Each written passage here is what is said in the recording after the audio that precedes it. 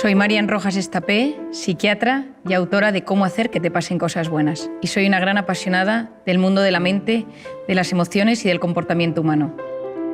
Hola Marian, mi nombre es Melania, soy periodista y es un privilegio poder compartir contigo una charla sobre neurociencia, psicología e inteligencia emocional. Muchísimas gracias, Melania. Para mí es una alegría estar aquí. Tú que eres psiquiatra, has estudiado la mente y el comportamiento humano y dices que no hay atajos ni guías rápidas que aseguren la felicidad. Me gustaría que nos hablaras un poco más sobre esto. Estamos en un momento de la historia donde parece que existe una obsesión por ser felices. Como que hay atajos fáciles para disfrutar con esto y conseguirás la felicidad rápidamente, pero la felicidad no es eso. La felicidad depende del sentido que cada uno de nosotros le damos a nuestra vida. ¿Pero qué sucede? Que en una sociedad que ha perdido el sentido, en una sociedad que en muchas ocasiones ha perdido el rumbo, hemos sustituido el sentido de la vida por sensaciones. Esas sensaciones pueden ser masajes, comida, alcohol, redes sociales. No todo tiene por qué ser malo, pero es autodestructivo cuando sustituye el verdadero sentido de la vida. Cada vez se investiga más sobre este sentido de vida. Los japoneses lo denominan Ikigai y hoy en día se sabe que cuando existe ese Ikigai, ese sentido que uno le da a las cosas, uno puede tener mejor salud física y psicológica. Incluso mejoran los marcadores cardiovasculares, pero también mejora la felicidad. Cada uno de nosotros, todos los que nos están escuchando, tú y yo, Melania, estamos librando una batalla en algún tema de nuestra vida. Todos nosotros estamos sufriendo constantemente por algo. Un tema económico, un tema de salud, un tema familiar, un tema profesional. Siempre hay algo que nos preocupa y esas batallas nos marcan. Y cómo lidiamos con esas batallas va a marcar eso que denominamos felicidad. Porque la felicidad consiste en conectar con eso bueno que pasa cada día y que lo malo que sucede cada día, esas batallas, las sepamos gestionar de la mejor manera posible. Tiene un matiz con la plenitud. La plenitud es un estado donde yo noto que mis necesidades están cubiertas y no quiero nada más. Por lo tanto, uno puede estar sufriendo mucho, pero ser feliz en ese momento, porque sabe conectar con lo pequeño y bueno que me va sucediendo cada día. Es decir, la felicidad está en conectar con las cosas pequeñas que van surgiendo en el día a día. Te he leído en varias ocasiones que muchas veces el antídoto para el sufrimiento es el amor. ¿A qué te refieres con esto? El mejor antídoto al sufrimiento y al dolor es el amor. Es sentirse querido, es sentir que no estás solo. Esa sensación de soledad no buscada, esa soledad involuntaria, es una sensación terrible para la psique, para la mente y para el corazón. Y por eso en muchas ocasiones, cuando uno está solo, tener a alguien, una persona vitamina, una persona que te apoye, una persona que te escucha, que no te juzga, que te entiende, la que le cuentas algo y automáticamente te hace sentirte mejor. Que da igual que haga un año que no la veas, que sabes que con esa persona las cosas son mucho más sencillas, ¿no? Esa sencillez en las relaciones humanas que tanto ansiamos. ¿El amor a quién? Bueno, el amor a uno mismo. Eso es la autoestima. Quererse de forma sana, no quererse en exceso, que ahí entramos en el narcisismo, ni quererse poco, que entra en los cuadros de inseguridad tan destructivos para la mente humana. Y eso tiene mucho que ver con la voz interior. Todos nosotros tenemos una voz interior que determina cómo va a ser nuestra autoestima y cómo nos vamos a tratar. Lo segundo es el amor de pareja. El amor de pareja nos hace ser valientes. Ya lo decía Platón, no existe nadie tan cobarde que el amor lo transforme en alguien valiente. Yo creo que estoy segura de que todos conocemos a alguien que de repente se ha enamorado y se transforma. Y nada le da miedo y asume riesgos que jamás habría asumido. El amor de pareja es impresionante. Y cuando uno tiene ese amor de pareja, cuando uno se siente querido, esa sensación de confianza, hasta mejora, sabemos hoy en día, el sistema inmune. Tienes mejor salud física y psicológica. El tercero es el amor a los demás. La cooperación, la solidaridad, el amor a tus padres, a tus amigos, a tus hermanos, incluso a la gente de tu trabajo. Cuando uno está en armonía con las personas de su entorno, es capaz de mitigar los efectos que el estrés puede producir en él. Si tú vives ansioso o preocupado por algo, un tema económico, pero te sientes querido, el estrés que eso te produce es mucho menor. Luego tenemos el amor a las creencias y a los ideales. En las ideas se tienen, en las creencias se está, decía Ortega y Gasset. Cuando crees en algo y amas tus creencias, tienes fuerza, tienes fortaleza y superas casi todo. Y finalmente, el amor a los recuerdos. Yo creo que quizá de todos los amores es el que me parece más diferente y por eso siempre me encanta hablar de él. Hace unos años, Susumu Tonewaka, Premio Nobel de Medicina, descubrió que cuando una persona recuerda algo con intensidad, el recuerdo de esa imagen, que es placentera, activa los mismos mecanismos en el cerebro que cuando esto sucedía en la realidad. Esto es mágico. Cuando uno está angustiado, y esto en muchas técnicas de relajación, cuando uno trabaja con MDRs o con técnicas que ayudan a mejorar los estados de angustia, el traer a la imagen, atraer a la mente imágenes placenteras, recuerdos de personas donde había amor, donde te sentías querido, donde te sentías agradecido, de repente produce efectos bioquímicos en el propio organismo. Por lo tanto, ese amor, cuando inunda nuestra mente, nuestro organismo, nos ayuda también a ser mejores con los demás, a convertirnos en personas que no juzgamos, que empatizamos, que somos cariñosos, que buscamos intereses comunes. Yo soy muy de decirle a la gente que busque intereses comunes con los demás, que pregunte a los demás cómo se siente. Y cuando le ha preguntado cómo se siente, que recuerde esos datos. Porque esto lo he aprendido de mi padre. Mi padre se acuerda de todas las cosas y él lleva en su agenda del teléfono, los teléfonos de todo el mundo, pero al lado tiene puesto, su padre tiene artritis, su mujer tiene un Alzheimer, su hijo ha tenido un fracaso escolar, y así cuando alguna vez llama a alguien, siempre busca ese punto en común. Hoy en día vamos tan acelerados con nuestras preocupaciones y nuestros pensamientos que nos cuesta prestar atención a las preocupaciones de los demás. Por lo tanto, el amor, efectivamente, Melania, yo creo que todos lo sabemos, pero el amor es uno de los mejores antídotos a los momentos malos. Marian, me gustaría que nos contaras cómo afectan las emociones y los pensamientos al organismo. Y por otro lado, ¿qué nos sucede cuando nos preocupamos por algo constantemente? Bueno, yo creo, Melania, que esto es de los temas más apasionantes y probablemente de los que más me gusta hablar. Cuando yo estudié medicina, yo vengo de una familia de psiquiatras. Mi abuelo era psiquiatra, mi padre es psiquiatra, tengo una tía psiquiatra, un primo psiquiatra y tengo mi hermana es psicóloga, es decir, vivo rodeado de personas que trabajan y estudian el mundo de la mente y del comportamiento. Pero me costaba, mientras yo estudiaba mis apuntes y mi carrera de medicina, ver que faltaba siempre el punto emocional a las enfermedades. Y yo creo que todos somos conscientes que estás nervioso y tienes taquicardias, tienes un examen y de repente pues tienes la tripa un poco más revuelta o de repente se te duerme el párpado. Es decir, hay síntomas físicos que tienen que ver con las emociones. Pero ¿dónde estaba el núcleo? ¿Dónde se unía la mente y el cuerpo? Y empecé a leer, empecé a investigar, empecé a tratar muchísimos pacientes y llegué como a una conclusión fácil de explicar y didáctica para que todo el mundo, allá donde esté, en cualquier parte del mundo, lo pueda entender y aplicar a su propia vida. Imagínate, Melania, tú y yo estamos aquí y de repente empiezan aquí a sonar las alarmas y alguien grita fuego. Automáticamente tú y yo nos levantamos y nos ponemos nerviosas y empieza a latirnos el corazón. ¿Por qué? Porque esa señal de alerta, de amenaza, ha activado un lugar en nuestro cerebro, el hipotálamo, que lanza una señal a las glándulas suprarrenales y se activan dos hormonas, la adrenalina, conocida por todos, y el cortisol. Y automáticamente, ¿qué sucede? Que mi cerebro busca mecanismos de supervivencia, que son la lucha y la huida. Y empezamos con taquicardia, corazón me late, para llevar la sangre a los tejidos y poder luchar o correr, que es lo que hace falta. Luego empieza la taquipnea, que es esa necesidad de meter más oxígeno en el cuerpo para que mis músculos y mis células tengan más oxígeno y poder luchar. La glucosa se moviliza, las grasas se empiezan a movilizar y en este momento yo ya no puedo razonar porque estoy en un momento de alerta y la corteza prefrontal, que es la que se encarga de reflexionar, de pensar, de buscar soluciones a los problemas, de repente ya no me deja pensar tan bien. Es como que me pierdo el hilo de lo que te estoy contando. El hipocampo, que es la zona de los recuerdos y donde almacenamos los datos, es hipersensible al cortisol y por lo tanto nos falla la memoria y tenemos como lagunas en lo que queremos hablar. Ese pico de cortisol va a tardar varias horas en volver a su estado original. ¿Por qué es esto tan importante, Mel? Porque ese estado de cortisol que se eleva, ese estado de cortisol va a cambiar nuestro organismo. El cortisol es una hormona cíclica. Por las noches es baja y tiene que ser bajita para que yo pueda dormir. Y a lo largo de la noche sube hasta las 8 de la mañana, más o menos, que tiene su pico más alto. Y a las 8 de la mañana vuelve a bajar para hacer frente a los desafíos del día a día. Pero ¿qué pasa si vivo preocupado por algo constantemente? Aquí entra una de las ideas más importantes que te voy a transmitir hoy. Y es que mi mente y mi cuerpo no distinguen una amenaza real de una imaginaria. Ante algo físico real que me sucede, la alarma, que me atraquen por la calle, que me llamen para decirme que mi hijo está enfermo, que me digan que mi padre está ingresado, esa activación del cerebro por algo real se produce de forma muy similar si yo estoy sentado en mi trabajo, en mi casa, y empiezo a pensar, ¿y si mi hijo está en las drogas? ¿Y si no llego a fin de mes? ¿Y si me atracan por la calle? El 90% de las cosas que nos preocupan nunca jamás suceden. De hecho, es el 91,4%. Pero mi mente y mi cuerpo lo viven como si fuera real Es decir, tanto lo que me sucede como lo que me preocupa tiene un impacto directo en mi mente. Y esto es clave.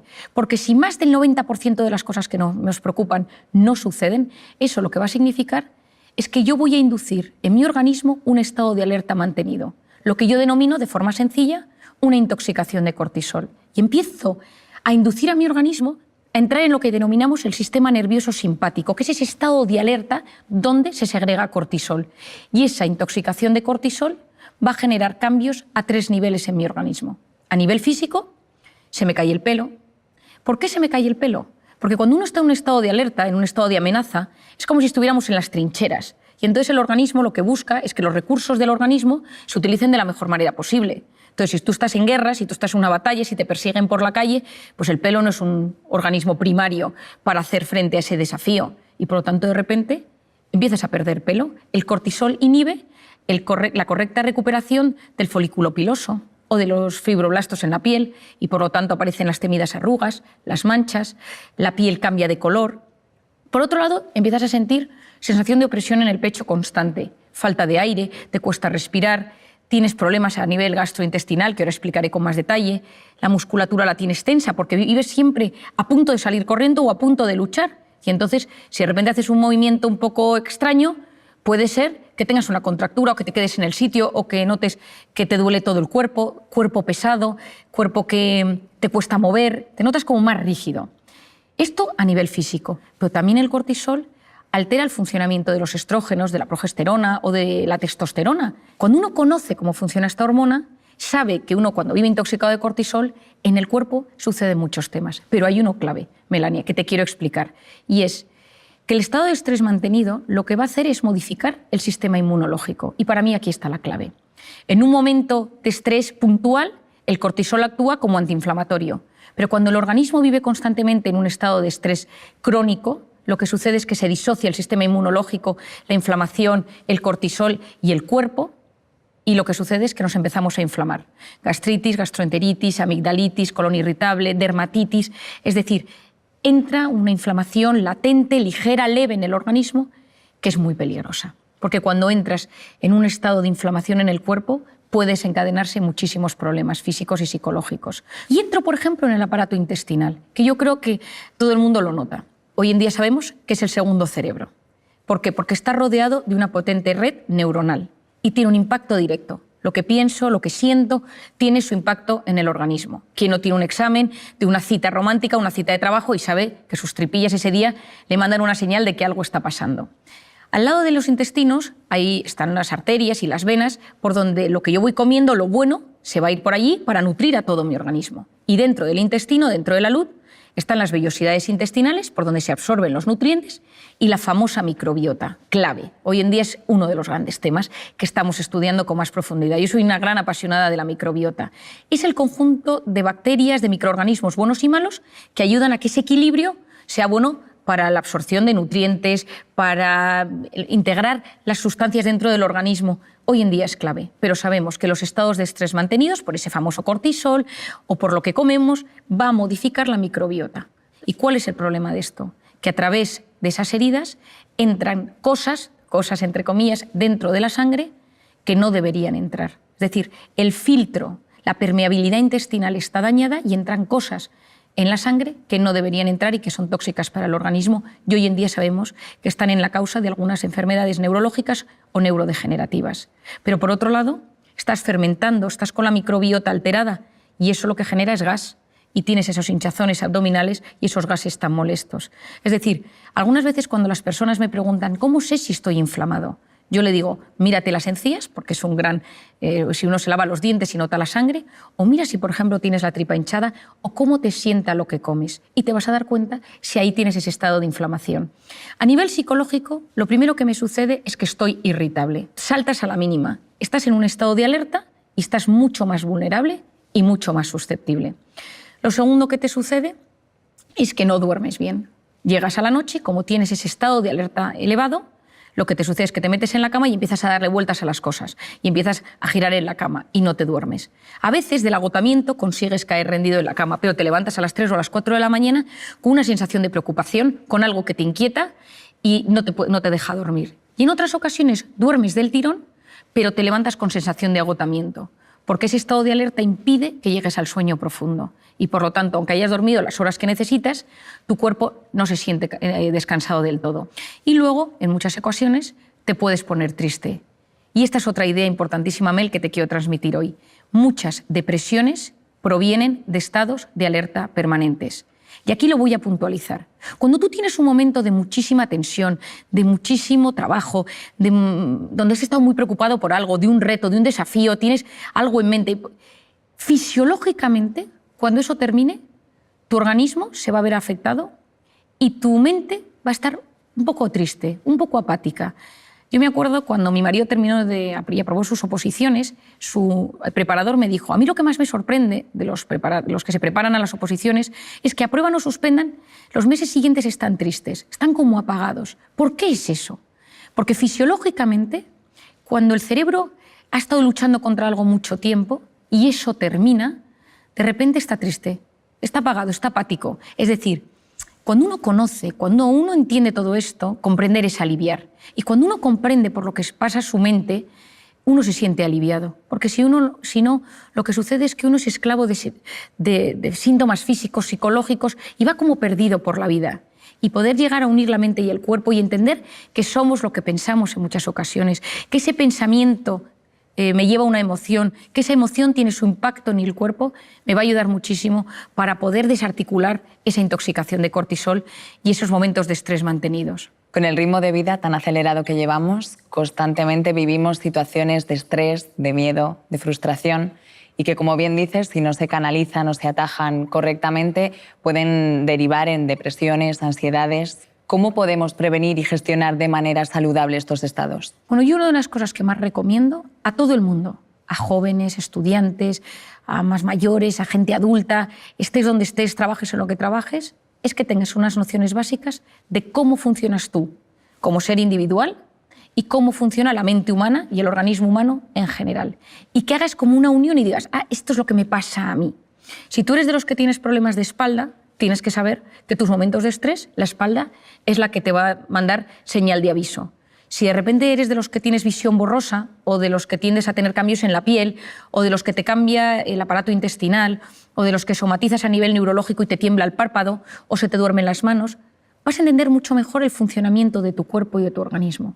Lo primero es conciencia de uno mismo. ¿Quién soy yo? ¿Cómo es mi forma de ser?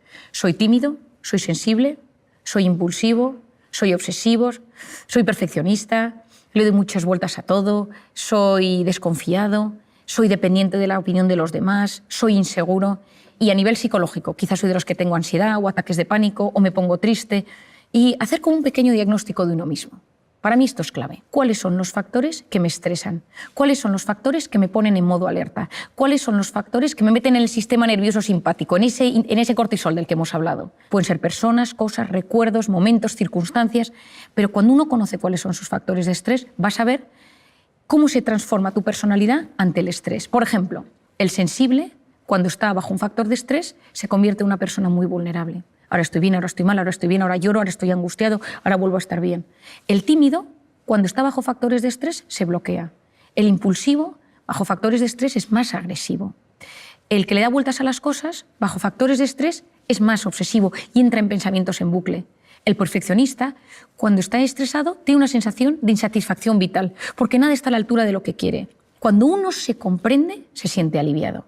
Entonces, cuando me preguntas qué nos puede ayudar, hacer este esquema. Yo a todos mis pacientes les hago este esquema. ¿Cómo eres tú? ¿Cuáles son tus factores de estrés? ¿Y en qué se transforma esto? Cuando entiendes tu cuerpo, cuando entiendes tu personalidad, es mucho más fácil hacer frente. Lo segundo es vivir una vida lo más antiinflamatoria posible. Es decir, la gente va inflamada por la calle. Yo siempre digo que si tuviéramos un detector de inflamación, el detector se rompería, porque la gente, más que nunca, va con tanta incertidumbre, con tanto estrés, que hay un estado de inflamación latente en la sociedad. Yo creo que siempre digo, y te lo digo a ti también con cariño, aunque nos vaya a escuchar mucha gente, que hay que tener cuidado con la comida, pero tampoco sin obsesionarse. Pero comer con con conocimiento de lo que a uno le sienta bien y mal, conocer las cosas. Es verdad que hoy en día se ha demostrado que mucha alimentación inflama y altera el organismo y, por lo tanto, intentar comer lo mejor posible y tener que la comida mala sea la excepción y no la regla. Lo segundo es el hábito del sueño. Hoy en día es clave. Cuando uno duerme mal, la probabilidad de que todo se desbarajuste es altísima, porque durante el sueño reparamos nuestra mente, reparamos nuestro organismo, reparamos nuestro sistema inmunológico, nuestro hipocampo, zona de archivo de los recuerdos, se soluciona, es como que todo se va poniendo en orden. Y cuando uno no duerme, y hoy en día dormimos muy mal por la pantalla, por las preocupaciones, etc., esto nos altera. Y un par de ideas para dormir bien. Lo primero, evitar las cenas copiosas. Con el alcohol esto siempre va a hacer que durmamos peor. Lo segundo, cuidado con la pantalla. La luz de la pantalla transmite un tipo de luz que inhibe la correcta secreción de la melatonina, que es básica para dormir bien. Por lo tanto, cuidar ese sueño. El sueño va a ser un tema básico. Y luego, otra cosa que yo creo que puede ayudar en este mundo que llevamos es tener vías de escape sanas para esos momentos de estrés. El ejercicio básico, con el ejercicio desmembramos ese cortisol, casi que lo evaporamos del organismo. Cuidado con el ejercicio excesivo, que ahí te pones en modo alerta, pero yo hablo del ejercicio normal y saludable que todos conocemos. También recomiendo la educación de esa voz interior, es decir, cuidado, porque sabemos ya que esa voz interior va a tener un impacto en mi vida, entonces que mi voz interior sirva para apoyarme y no para hundirme, hacer un diagnóstico, cómo me trato yo.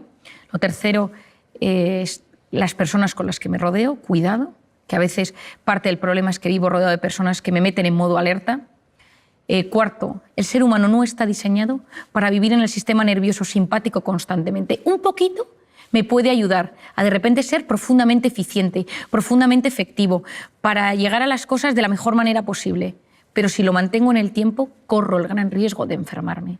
Por eso lo importante es salir de vez en cuando de ese modo alerta, de ese sistema nervioso simpático, al parasimpático, al de la meditación, el de la relajación, el de la respiración, la conexión con uno mismo, conexión con los demás, conexión con lo grande, con la trascendencia, porque cuando soy capaz de desconectar del modo alerta para conectar con el modo relajación o con el modo parasimpático, recupero mi organismo, recupero mi mente, recupero mis habilidades, incluso recupero mi sistema inmunológico para volver a hacer frente a los desafíos que me van surgiendo en el día a día. Supongo que somos muchos los que tenemos una gran curiosidad por el funcionamiento del cerebro y a mí me gustaría que nos contaras alguno de sus procesos para entrenarlo y que nos ayude a mejorar nuestra calidad de vida.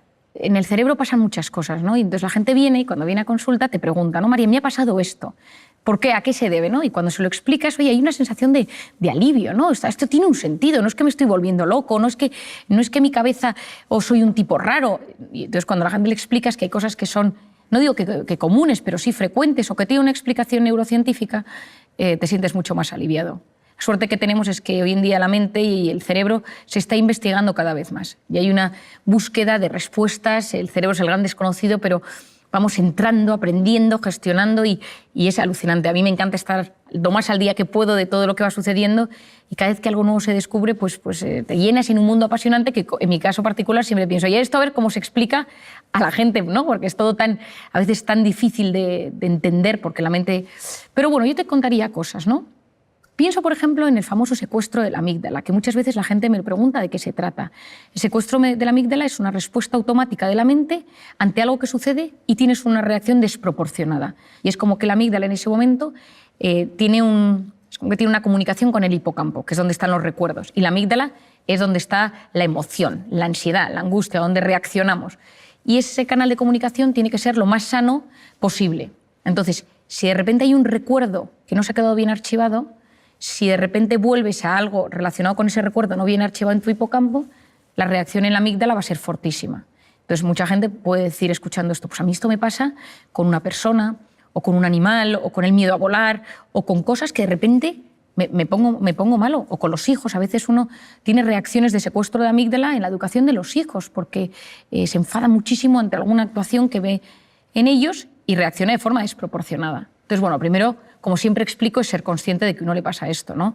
E intentar ver cómo cortocircuitar ese bucle explosivo que tiene en su mente. Todos nosotros nos pasan acontecimientos diariamente y unos de repente nos afectan muchísimo y otros muy poco.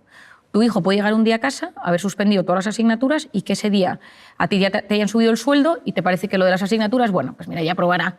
Si ese día te han bajado el sueldo o has perdido el trabajo, encima que hayas suspendido las asignaturas, pues puede generar en ti una reacción muy negativa contra tu hijo. Es decir, la vida no es lo que es. Hay cosas que, lógicamente, son más o menos realistas, pero lo importante es la interpretación que hacemos de lo que nos sucede. Y todos nosotros interpretamos la vida de una y otra manera dependiendo de una serie de factores. Lo voy a dividir en 3. El primero es el sistema de creencias. Todos nosotros tenemos unas ideas prefijadas sobre cómo debe ser la vida, cómo quiero que me traten, cómo quiero que se gobierne el mundo. Es decir, a nivel ético, a nivel moral, a nivel político, a nivel personal, a nivel económico. Yo quiero vivir en este tipo de casa, yo quiero que mis jefes me traten así, yo quiero que mi pareja me trate de esta manera, yo quiero que mis hijos sean así, yo quiero... O sea, tenemos unas expectativas, unas aspiraciones personales, profesionales, tanto nuestras, de nuestro entorno, pero también de cómo debe ser gestionada la vida. O sea, hay palabras, personas, personajes políticos que, dichos, generan automáticamente una reacción. Y eso es el sistema de creencias. Hasta el más tolerante tiene un sistema de creencias limitante. ¿Por qué? Porque muchas veces queremos que nuestros hijos sean ingenieros, médicos, y de repente te viene un hijo, estoy pensando en una paciente que tengo, que le dijo que quería ser pianista, toda la familia son ingenieros, y la madre no lo entendía, dejó de hablarle porque para ella era un drama, pero su hijo tenía un don para el piano, pero ella no lo podía percibir, ella no lo veía. ¿Por qué? Porque su sistema de creencias era que todo lo que no fuera ser ingeniero era un problema, porque venían de no sé cuántas generaciones de ingenieros en la familia y el tema del piano le parecía que era una cosa que no tenía ni pies ni cabeza. Muchas veces hay que romper nuestro sistema de creencias. Yo creo que lo más importante es conocerlo. ¿Cuál es el mío? Y todos tenemos un sistema de creencias que hace que las cosas que nos cuenten o que nos sucedan las vamos a interpretar de una u otra manera según ese sistema de creencias. Y es lo más difícil de cambiar. Cuando uno piensa en algún tema de alguna manera, a veces no se puede modificar y es como darse contra un muro, porque yo puedo tener delante un paciente que noto que es un sistema de creencias limitante, acepta a tu hijo, acepta este tema en ti, acepta tu pasado, acepta que esto pase en tu trabajo. No quiero, me niego. Y muchas veces esa resistencia al cambio es lo que impide que disfrutemos de la vida. Por otro lado tenemos el estado de ánimo. Si uno está contento, la interpretación de las cosas es mucho mayor. Yo recuerdo siempre cuando ganó España el Mundial de Fútbol con el gol de Andrés Iniesta, ¿no? Que para mí, que es buen amigo, él y su mujer Ana, son buenos amigos míos, y yo lo recuerdo como uno de los momentos pletóricos a nivel... Me encanta el fútbol, me encantó, ¿no? Y entonces recuerdo que al día siguiente en el hospital todo el mundo estaba contento, la gente se saludaba, la gente por la calle, la gente iba pues, dando al claxon por la calle, había una sensación de jolgorio por las calles, ¿no? Estado de ánimo, de felicidad, de bienestar, por una alegría. Pero vayamos a lo serio. Ese estado de ánimo va a determinar nuestra interpretación de las cosas. ¿Y de qué depende ese estado de ánimo? Depende de cómo durmamos. Lo hemos explicado ya, pero depende de cómo durmamos. Depende de las circunstancias. No es lo mismo vivir en plena pandemia que vivir en un momento donde no había ningún problema de virus alrededor. Por otro lado, la personalidad. La interpretación de las cosas, si tú eres profundamente sensible, eso va a afectar a tu estado de ánimo. Si tú eres profundamente desconfiado, eso va a afectar a tu estado de ánimo y, por tanto, a tu interpretación de las cosas. Y a veces en esta vida, si lo que quieres es ser un poco más feliz, esa felicidad de la que estamos hablando, a veces lo que tienes es que ir a ver esa cosa de tu forma de ser, que es tu talón de Aquiles y que te impide disfrutar del día a día. Si eres de los que se queja, si eres de los que vas de víctima, trabajar la personalidad, porque eso automáticamente mejora tu estado de ánimo y eso automáticamente mejora tu interpretación de las cosas. Y finalmente, lo que se denomina el sistema reticular activador ascendente. Tiene un nombre terrible, pero tiene una función mágica. Es una zona que se encuentra aquí detrás, en el tallo encefálico, y es una zona muy primitiva de neuronas que tiene múltiples funciones, pero tiene una muy interesante que es el filtrador. Es como un rastreador del cerebro. Y es la zona que se encarga de filtrar de todo aquello que me sucede y de quedarme con lo que me interesa. Es decir, nuestro cerebro recibe constantemente muchísima información, a través de los sentidos, especialmente a través de la vista, pero a través de los sentidos. Pero solo se queda con lo que le interesa. Si tú estás buscando un trabajo de un tema específico y te pones a prepararte sobre ese tema, tu cerebro va a hacer todo lo posible por encontrar ese asunto.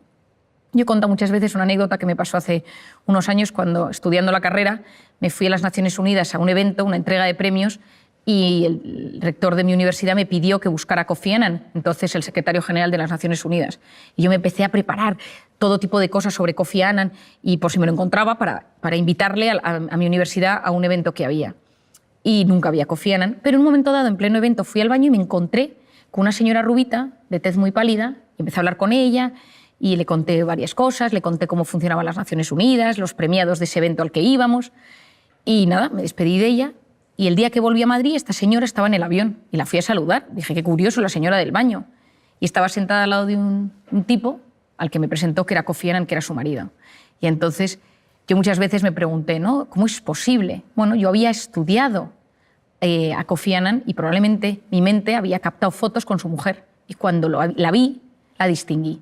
Es decir, decía Louis Pasteur o decían, bueno, la suerte favorece a la mente preparada. Hay que prepararse, hay que estudiar, hay que saber. Porque el que se prepara, el que estudia, el que sabe, percibe mejor las oportunidades. Y lo importante en esta vida es activar nuestro sistema reticular. Si lo tienes en negativo, ves lo negativo de todo. ¿Quién es el principal inhibidor de este sistema reticular? La pantalla. ¿Por qué? Porque la pantalla te ofrece gratificaciones instantáneas, chispazos de dopamina. Es una vida fake, es una vida digital. Las cosas buenas suceden en la vida real. Esa vida digital, esos chispazos de dopamina van generando, pues sí, momentos de gratificación instantánea, pero a la larga nos producen un vacío. Tienen un mecanismo muy similar, las pantallas y el mecanismo de la dopamina, con las drogas. Por eso a día de hoy muchas adicciones a la pantalla, muchas adicciones a la pornografía, a los videojuegos, se tratan con mecanismos similares a las drogas. Y esto es un enorme problema porque vivimos en un momento de la historia, como dice el filósofo José Luis Ruiz, somos drogodependientes emocionales. Somos cada vez más adictos a experiencias vibrantes que nos llegan a través de la pantalla. ¿Y por qué es esto tan importante? Porque todo esto va a frenar nuestra corteza prefrontal. Aquí entro en un campo interesantísimo a nivel educativo, a nivel de padres y a nivel personal. La corteza prefrontal, que ya hemos hablado de ella en varios momentos, es una zona fundamental para la atención, la concentración, la resolución de problemas y el control de impulsos. Es la zona que nos hace ser seres superiores, que nos ayuda a prestar atención a lo que queremos, a estar quietos en un sitio y escuchar, a estar en una pastelería, yo que soy muy dulcera, y no comerte los bombones mientras te los están sirviendo, sino que controlas esos impulsos, te gestionas por dentro. La corteza prefrontal es una zona profundamente inmadura cuando un bebé nace. Cuando un bebé nace, esta zona está completamente inmadura y se va evolucionando a medida que pasan los años, madura antes en las mujeres que en los hombres. Las niñas maduran antes esa atención y esa concentración que los chicos. Esto es muy importante en el ámbito educativo. Los chicos están a 4.000 cosas todavía y las niñas ya son mucho más concienciudas desde que son más pequeñas. ¿Con qué se estimula la corteza prefrontal de un bebé? Con 3 cosas: luz, sonido y movimiento. ¿Quién no ha visto a su bebé que de repente ve pasar a su padre o ve una luz que se enciende o una musiquita y va girando la cabeza? ¿Qué es lo que queremos nosotros para ese niño? Que a medida que se vaya haciendo mayor, este niño también preste atención a objetos inmóviles, a un profesor que le habla, a un adulto que le habla, a un amigo que le está contando una historia, que esté quieto en la salita de espera del médico, que sea capaz de leer un libro quieto. Es decir, que esa corteza prefrontal vaya madurando y no solo se active la atención con la luz, con el sonido y con el movimiento, sino también pues de repente conecte con una puesta de sol, con un cuadro, con una música, etcétera, ¿no? Es decir, con cosas distintas. Pero si tú a ese niño le pones una pantalla desde que es muy pequeño, ¿qué es la pantalla? Luz, sonido y movimiento. Lo que sucede es que su atención se va a ver estimulada por una herramienta externa, que es ese dispositivo. Y el cerebro funciona con un mecanismo que se denomina use it or lose it. O lo usas o lo pierdes. Si nosotros utilizamos solamente Wikipedia para encontrar datos, lo que sucede es que nuestro hipocampo, zona de la memoria, cada vez va a funcionar peor. Si uno usa Google Maps o Waze para orientarse siempre, pues cada vez nos orientaremos peor. Cuanta menos actuación tenga nuestro cerebro per se, peor va a funcionar en esa herramienta estrictamente particular. Si nosotros conseguimos trabajar las cosas, prestar atención, fomentar nuestra orientación, fomentar nuestra memoria, vamos mejorando la neuroplasticidad cerebral. Es decir, estamos en un momento donde la neuroplasticidad cerebral, que es la capacidad de generar nuevas neuronas. Yo cuando estudié medicina, las neuronas que teníamos eran las que teníamos y no había forma de generar más. Hoy en día sabemos que la ilusión, tener ilusión en la vida, consigue que se produzca una migración de neuronas hasta el hipocampo, que es la zona del aprendizaje. Es decir, hoy sabemos que hay mecanismos para mejorar esas conexiones neuronales, que si potenciamos alguna zona de nuestro cerebro, esa zona va a funcionar cada vez mejor. Pues en el tema de la atención, yo creo que a día de hoy, que nos encontramos en un momento de la historia donde hay una crisis de la atención, la gente no sabe prestar atención por muchos factores, porque vivimos hiperestimulados, porque no nos da tiempo, porque es una cosa y otra cosa y otra cosa, porque te tomas un caramelo y ese caramelo tiene 4 sabores distintos, vas a un sitio y pasan 74 cosas, entonces no conectas sensorialmente con algo puntual, sino que todo son múltiples emociones y sensaciones, y todo ello con la pantalla de por medio. Esa pantalla que lo que me va haciendo es que la corteza prefrontal cada vez me funciona peor, porque está diseñado para aliviar. Pero lo que le estás enseñando a tu cerebro es no saber gestionar el aburrimiento, que es la cuna del asombro y de la creatividad, y no sabes gestionar el estrés, que es lo que va a determinar tu calidad de vida. Una persona con voluntad llega más lejos que una persona inteligente, y la voluntad se encuentra en la corteza prefrontal.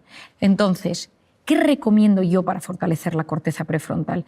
La voluntad es la capacidad de posponer la recompensa. Y hoy en día estamos en un momento donde lo quiero todo y ahora, y quiero sentir ahora, y quiero la gratificación instantánea ahora. Es decir, en vez de que yo lo quiero todo ahora, comida, lo que necesito, yo fortalezco mi voluntad poniéndome pequeños retos. Esta semana no como esto. Esta semana no voy a ver esta serie, solo voy a ver un capítulo. No voy a comprarme nada aquí, no me voy a meter más que tantos minutos en Instagram. Es decir, me voy educando mi corteza prefrontal, voy educando mi voluntad y soy capaz de llegar mucho más lejos en la vida. ¿Y eso qué me va a ayudar? Uno, que cuando me aburro y dejo que mi mente se vaya y que vaya y venga y tal, ningún gran descubridor llegó a sus resultados y a sus conclusiones en un momento frenético. Nunca. Uno estaba bajo un árbol y vio caer una manzana, el otro paseaba por los jardines de Atenas, otro... Es decir, en un momento de paseo, de parasimpático, de relax, de repente, clink, salió una idea. En un momento de estrés frenético, no llegas a los grandes temas de la vida. Vas de forma superficial y no profundizas.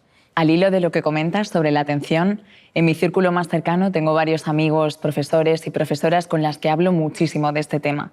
¿Podrías darnos algunas pautas para mejorar la atención, la concentración y sobre todo esa fuerza de voluntad que comentas que es tan necesaria en las aulas? Bueno, Mel, es que hay un tema interesantísimo y es que nosotros esculpimos nuestro cerebro en tiempo real según a qué prestamos atención. Por eso, hoy en día, según a lo que prestemos atención y la capacidad que tengamos de concentración, de atención y esa fuerza de voluntad, va a determinar en gran parte nuestra calidad de vida, nuestra calidad intelectual, nuestra calidad cognitiva, las notas de clase, pero no solo las notas, sino la capacidad que tenemos de disfrute, de conectar con las personas, con el conocimiento, con la naturaleza, con todo. Por lo tanto, fomentar esto es muy importante. Yo creo que una de las cosas que nos puede ayudar para fortalecer esta concentración, esta capacidad de prestar atención, esta fuerza de voluntad, la primera es aprender a enfocarnos en cosas positivas. Es decir, tomar la decisión, y esto puede ser un ejercicio de clase, un ejercicio personal, decir hoy me voy a fijar en 3 cosas buenas que me sucedan. Y hablar de esas 3 cosas. Basta mirar algo con mucho interés para que se vuelva interesante. Y una cosa que puede ser una cosa muy pequeña, que estás en la calle, te sientas en un banco, ves a alguien pasar, estás en clase, te fijas en un compañero, en la profesora o en el profesor, en algo que te están comentando, y eso lo trabajas y lo hablas y lo piensas y lo meditas e incluso lo escribes, eso te puede ayudar a fortalecer tu atención. Otra cosa es saborear. Saborear desde los sentidos. A veces estamos aturdidos de tanta hiperestimulación. Entonces, de repente, comer algo y decir, esto sabe, ¿no? Y si hay una mezcla, pues esto, aquí hay tomate, aquí hay queso, aquí hay macarrones, aquí hay guisantes. Es decir, ¿a qué saben las comidas? El frenar ese aturdimiento para, de repente, saborear los sentidos en los niños es algo mágico. De repente decir, silencio, ¿qué escucháis? Un coche de bomberos, un coche de policía, una música, una melodía, el grito de alguien. Eso ayuda a que los sentidos tomen más importancia y yo frene todo para enfocarme en algo particular. Y cuando uno consigue enfocarse en algo particular, está fortaleciendo su capacidad de prestar atención. Enseñar a los niños a discriminar, a saber dónde está el bien y el mal, a saber dar pilares seguros de criterio, porque si no te metes en Internet y no sabes dónde está lo bueno y lo malo. No sabes dónde te están engañando y dónde no. Hay un momento que te llega tanto al teléfono que cada día es una noticia, yo todo lo que llega lo compruebo. Hay veces que hay cosas tan surrealistas que digo, esto seguro que es mentira y de repente te das cuenta que es verdad. Pero sé buscar si está bien o está mal. Yo creo que el aula tendría que ser ahora mismo un lugar donde enseñar a buscar si está bien o está mal, para profundizar, para filtrar de todo lo que nos llega lo que realmente vale la pena y no aturdir a esa corteza prefrontal que llega un momento donde no es capaz de leer un libro, no es capaz de enterarse de una conversación. Había un hábito que se hacía en mi casa y es que todos los domingos leíamos todos antes de comer, sentados en el salón de casa con música clásica. Y mi padre, cada uno según la edad que tenía, todos leíamos. Y era algo que fortalecía nuestra lectura. A mí me parece importantísimo volver a la lectura. La lectura es a la mente lo que el ejercicio físico es al cuerpo. Hay que leer y yo recomiendo leer en papel, porque no leemos igual en papel que leemos en pantalla. En papel leemos con más profundidad y ya lo sabemos hoy en día. Cuando uno tiene el papel, el libro va pasando la página, hay algo que surge en el cerebro donde es capaz de meterse mejor en la historia. Es verdad que con tal de leer, yo que la gente lea donde quiera, ¿no? Pero yo lo recomiendo. Y sobre todo que cuando leemos, por ejemplo, noticias, hay tantos anuncios y tantas cosas que salen que nuestra capacidad de dispersión es altísima. Y esa famosa multitarea, de la que tanto nos han hablado, no es tal. Es una alternancia continuada de la atención. Es como una atención completamente distorsionada. Te presta atención a esto y a esto, a esto y a esto. Y cambio el foco de atención rapidísimo. Entonces, hacer muchas cosas a la vez, baja eficiencia, aunque pensemos lo contrario. Es verdad que tenemos sensación de hacer mucho y nos sentimos de repente muy realizados, pero la realidad es que lo hemos hecho todo mucho más superficialmente. Entonces, lo que hagas, hazlo prestando toda la atención posible. Y si ya le metes corazón al asunto, ya ni te cuento, ¿no? Es decir, estoy escuchándote y te escucho no solo desde los sentidos, sino también desde el corazón. Es decir, utilizo ese sentimiento, utilizo la compasión, utilizo el alma, utilizo lo bueno, la generosidad, para conectar contigo de la mejor manera posible. Es esa entrega pura, ¿no? Independientemente de lo que hagas, desde lo más cotidiano hasta lo más... Efectivamente, porque yo creo que pocas cosas en esta vida, pocos piropos nos gustan tanto que decir, cuando estás con alguien, esa persona tiene todos sus sentidos puestos en mí. Es decir, hay algo especial que surge, que se transforma, que aparece cuando estás con alguien y que notas que el mundo se para y solo le importa lo tuyo. Yo en mi consulta, por ejemplo, no tengo puesto un ordenador, yo escribo en papel, porque necesito que la persona que tengo delante no note que haya ningún disruptor, que no haya absolutamente nada que nos rompa. Yo lo escribo todo en las hojas y lo guardo en hojas, porque cuando estoy con esa persona necesito que sepa, que se dé cuenta que solo la escucho a ella. Por eso muchas veces tengamos cuidado. Cuando estemos con nuestros hijos, dejemos el teléfono, mirémosles a los ojos, incluso agáchate y ponte a su tamaño. ¿Cuántas veces oigo, y mis propios hijos te lo dicen, que es más importante el teléfono que yo? Por eso, cuando llegues a casa, quita el teléfono, mételo en el bolsillo, en la mochila, en el bolso, donde sea. Las dos manos abiertas para abrazar, para conectar. Y presta atención a quien tengas delante, sea tu marido, sea tu padre, sea quien sea. Pero si entras con el teléfono en la mano, ya has generado un disruptor. Y ya has generado que esa conexión, esa capacidad de prestarle atención al de enfrente, donde surge la empatía, donde surgen esas neuronas espejos que se activan, tú sonríes, yo sonrío, te abrazo, y todo eso maravilloso, ese momento tan especial, todo se ha distorsionado porque una mano está ocupada o porque estoy terminando de mandar algo que probablemente es terciario. Y si es algo tan importante, termínalo en el rellano. Y cuando lo hayas terminado y tengas tu atención puesta en las personas que tienes dentro de casa, abre la puerta. Pero si no, espera. Y yo creo, Melania, que esto, que tú y yo que también lo estamos hablando hoy aquí, es lo que buscamos, tener una sociedad que le importen los demás, que no vayas solo enfocado en ese dispositivo, que te metes dentro y te olvidas de los demás, sino que seamos capaces de levantar la mirada, conectar con los ojos del que tienes delante y dar importancia a lo que realmente la tiene. Una de las cosas que comentabas sobre la fuerza de voluntad me parece un término precioso y que realmente nos forma como personas y nos ayuda a vivir una vida más plena. Dices que se puede aprender desde pequeño, que se trabaja en el cole, en las aulas, pero también sería posible haberla aprendido de padres, de abuelos, de amigos. Tener un modelo de identidad en la vida es clave. Y en voluntad, ni te cuento. En mi caso son mis padres. Los dos tienen una fuerza de voluntad excepcional, ¿no? Es decir, yo he aprendido de ellos el orden, la constancia, la perseverancia, cómo actúan, cómo, pues, si tiene una cosa que hacer es lo que se hace, haz lo que debes ahora en este instante.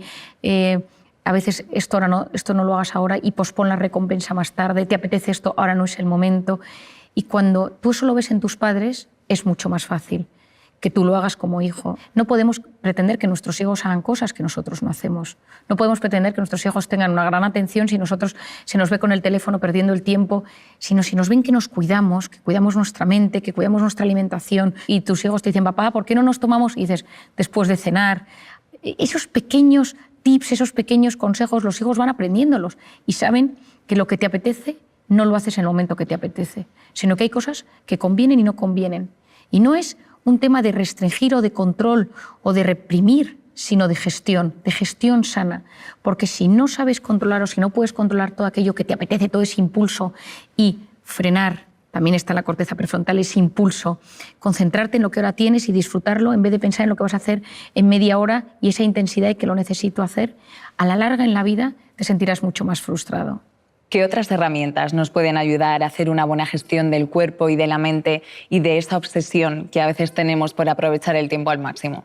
Bueno, yo creo que hay una obsesión, efectivamente, como tú bien dices, de aprovechar el tiempo. El famoso FOMO, que ahora se habla tanto, que es lo que se denomina el fear of missing out, el miedo a perderme algo, ¿no? Entonces, constantemente me meto, veo si ha pasado algo a nivel mundial, personal, familiar, me meto en los chats, me meto en los portales de noticias, con un miedo constante, ¿no? Y hoy en día, ese mundo digital, nos hemos visto inmersos en un estado de alerta constante, ¿no? Yo recomiendo muchísimo quitarse las notificaciones de la pantalla. Soy yo quien domino el dispositivo, soy yo quien domino las alertas, no las alertas a mí. Porque siempre va a pasar algo, siempre hay algo. Has escrito en un chat, el chat del colegio de tus hijos, las noticias que están pasando todo el día a nivel mundial de cualquier cosa, porque siempre están pasando cosas, ¿no? Es decir, la pantalla nos ha convertido en unas personas que nos cuesta mucho más relajarnos y mete nuestra mente en ese estado de modo simpático, de modo de cortisol, de modo amenaza, tan tóxico para el organismo. Por otro lado tenemos la cronopatía. La cronopatía, que es la enfermedad del tiempo. Patos, enfermedad cronotiempo. Siempre haciendo cosas, nunca puedes parar.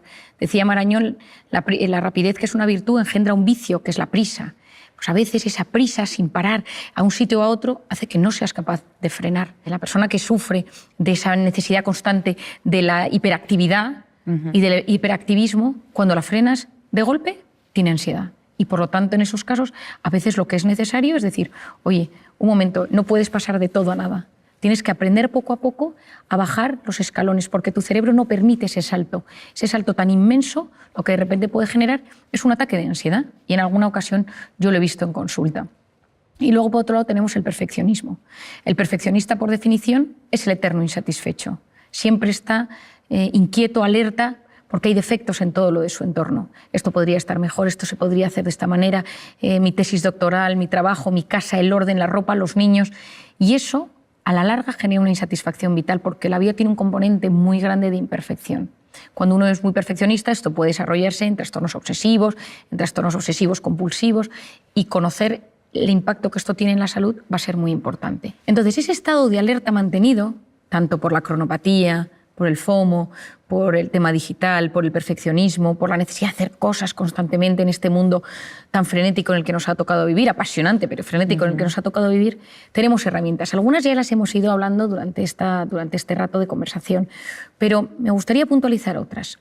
Hemos hablado del deporte, que me parece clave, y me encantaría deporte con naturaleza. Hay estudios interesantísimos que no es lo mismo hacer deporte en una ciudad que hacer deporte con naturaleza. Incluso estos estudios se han realizado poniendo a la gente pantallas inmensas con un bosque, con un lago, y ver qué pasa en su cerebro y cómo van eliminando ese cortisol y cómo se va gestionando todo ese estado de bienestar. Se sabe hoy en día que cuando uno consigue hacer deporte en la playa, en la montaña, en la naturaleza, se relaja mucho más. Hay una parte de uno mismo que en la naturaleza conecta mucho mejor y entra en ese modo parasimpático mucho mejor que en un gimnasio. Ojo, si solo tienes al gimnasio, pues adelante, porque es lo que tu cuerpo necesita. Por otro lado, me parece fundamental todo el tema de aprender a conocer nuestro cuerpo y conocer cómo va somatizando mi cuerpo. Entonces, como el primer mecanismo ante la angustia es hiperventilar, la taquipnea, esa necesidad de generar más oxígeno en el cuerpo, esas taquicardias, hoy en día conocemos una manera fácil entre comillas, de frenar ese estado rápido de taquicardias o estado de alerta. ¿Por qué? Porque como hemos hablado al principio, cuando yo noto una amenaza, lo primero que sucede es que mis pulmones y mi corazón cambian su forma de latir. De repente meto bocanadas de aire mucho mayores, tengo respiración mucho más entrecortada y superficial, pero lo que sucede es que entra más oxígeno del que debería y todo el cambio del oxígeno y el CO2 en mi cerebro va a generar desde esa visión borrosa, los hormigueos, esa sensación de malestar tan conocida. Es decir, ese estado físico de tantísimo malestar en un primer momento tiene mucho que ver con ese oxígeno y con ese CO2 que sale y entra de forma disruptiva en mi organismo. Por lo tanto, si en ese momento uno aprende a respirar de forma profunda y con conciencia, es capaz de generar un estado de calma dentro de sí. Y esto tiene mucho que ver con varios músculos de mi cuerpo, entre ellos el diafragma, que es el encargado de que todo esto suceda. Cuando yo respiro profundamente y mantengo la respiración unos segundos y luego la saco con profundidad y ya sí soy capaz de ponerle un pensamiento positivo, yo siempre digo de pensar en alguien a quien quieres mucho o un pensamiento de agradecimiento, de repente al cabo de unos minutos mi cuerpo funciona mejor. Al final no deja de ser un movimiento físico donde nosotros vamos trabajando diferentes tipos de respiración, mantener la respiración, que al principio cuesta, pero como un hábito, incluso para dormir por las noches. Yo a muchas personas cuando no consiguen descansar les digo que hagan alguna técnica de respiración antes de dormir y cómo su organismo consiguen ponerse en ese estado de calma bajando al sistema nervioso parasimpático. Yo recuerdo en una ocasión estaba en un avión y una señora oí por detrás que tenía mucho miedo a volar y que gritaba, y a otro lado decía, pero que respire. Y le decía, no, si lo que pasa es que estoy respirando demasiado, ¿no? Bueno, me acuerdo que acudí detrás del avión a ayudar a esta señora a respirar, pero era incapaz, ¿no? Se le había ido de las manos y ya estaba en un ataque de ansiedad dentro del avión. Pero cuando fuimos relajándola poco a poco, el hecho de esa respiración profunda y consciente ayudó a que pudiera volar y que pudiera aguantar todo el vuelo. Y hoy en día conocemos el tema del mindfulness o la atención plena. Me parece que es una técnica muy interesante de entender porque consiste en conectar con uno mismo y tener conciencia de uno mismo, de lo que siento, de cómo me siento, de las sensaciones que llegan a mi cuerpo. Es decir, hay veces que la gente lo confunde con una forma de meditar, porque todo este asunto está muy en boga hoy en día, ¿no? Yo creo que lo importante es que cada uno tenga sus propios mecanismos que le ayuden. Después de tantos años he conocido todo tipo de personas que conectan con diferentes mecanismos, que de repente les ayuda. Y lo que se sabe es que las personas que son capaces de frenar para conectar con uno mismo, con un pensamiento, decirme algo agradable que me ayude a no ser mi peor enemigo, a no hacerme autoboicot, mientras dejo pasar ese cúmulo de pensamientos negativos, ayuda muchísimo. Eso sí, medites, respires, hagas mindfulness, hay dos cosas que van a ayudar a que esto fructifique mejor. Y son dos herramientas, que es la aceptación y el abandono. Esa aceptación a que yo no lo puedo controlar todo. O ese abandono a que a veces nos angustiamos porque parece que o nosotros podemos con todo lo que llevamos en nuestra vida o nos vamos a romper. Y cuando nosotros trabajamos todo este tipo de técnicas, me ayuda a sentirme mejor. Pero si lo que sucede es que yo busco relajarme desde el control, lo que va a hacer eso es generarme un estado de alerta todavía mayor. Y yo creo que conectar mente y cuerpo y saber que en ese punto, que a día de hoy yo creo que es de los únicos que conocemos, donde hay esa simbiosis tan brutal, donde se unen la mente, la psique, el alma, el cuerpo, todo ello en uno, y podemos hacerlo de forma consciente, yo creo que nos abre un mundo apasionante. Por último, me gustaría que compartieras con nosotros y con todas las personas a las que llegue esta charla una idea maravillosa que escribes en tu libro, que es el camino que tenemos todos por delante para llegar a nuestra mejor versión. Bueno, como hablábamos a lo largo de esta charla, nosotros a veces estamos en modo alerta, y cuando estás en modo alerta vas en modo supervivencia. Y supervivencia es conseguir cada día sobrevivir a lo que te va pasando. Hijos, trabajo, dinero, salud, lo que sea. Y ahí es muy difícil conectar contigo mismo. Hemos hablado de maneras a lo largo del día para desconectar de ese modo alerta y conectar con ese sistema parasimpático. Pero esto es completamente necesario. Pero también en la vida a veces precisamos conseguir un momento de pausa. Un fin de semana, una semana, 15 días, donde de repente nos, entre comillas, retiremos del mundanal ruido para poder decir, ¿yo qué quiero conseguir en esta vida? ¿Cuál es mi sentido? ¿Cuál es mi ikigai? ¿Cuáles son las respuestas a las grandes preguntas? ¿La tengo o no la tengo? ¿Mi angustia pensar en algo más? Y ahí tengo que verme a mí en perspectiva, en 3D, en 4D, en 5D, y ver hacia dónde me dirijo y buscar sacar lo mejor que llevo dentro. Ese tu mejor versión del que yo tanto hablo. Y hago una ecuación matemática, que me parece que pocas cosas se puede usar menos matemáticas que en psicología y en psiquiatría, pero me gusta esta ecuación matemática porque puede ayudar a comprendernos. Tu mejor versión sería una suma entre los conocimientos, lo que yo aprendo, lo que yo estudio, lo que yo sé, más el proyecto de vida, es decir, tener unas metas en la vida, saber hacia dónde me dirijo, más la voluntad, es decir, esa corteza prefrontal, esa capacidad de posponer la recompensa, ese orden, conocimientos, más proyecto de vida, más voluntad, y todo ello multiplicado por la pasión. La pasión multiplica, el resto suma. ¿Qué es la pasión? La pasión es poner el corazón en lo que uno hace. El mundo está lleno de gente que no le mete pasión a la vida. El mundo está lleno de gente que no le pone el corazón a lo que hace. Y todos los trabajos pueden transformar la vida de las personas y la de uno mismo. Pues la mejor versión consiste en que si eres médico, periodista, si eres ama de casa, si eres te cuidas a tus niños, tengas el trabajo que tengas, tienes la oportunidad de transformarte y transformar a los demás si utilizas ese corazón. Pero para eso necesitas en algún momento frenar, reflexionar sobre tu vida, reflexionar sobre lo que sabes, reflexionar sobre tus metas, reflexionar sobre esa voluntad, ese orden, esa constancia, poner un poco todo en perspectiva y en esa manera es mucho más fácil que saques tu mejor versión. Marian, muchísimas gracias una vez más por compartir todos estos conocimientos tan útiles y tan necesarios. Ha sido un verdadero placer. Gracias a ti, Melania. Espero que a través de estas palabras y de estas charlas podamos ayudar a muchísima gente a alcanzar ese equilibrio que todos ansiamos. Gracias.